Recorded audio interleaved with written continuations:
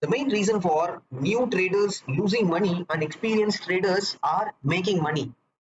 So after looking at this price continuously trying to move towards downside from morning on Bank Nifty, most new traders, this is the previous day's low, the blue color line which is marked. New traders just look at this 3-4 green color candle, get overexcited and blindly plan a bullish trade.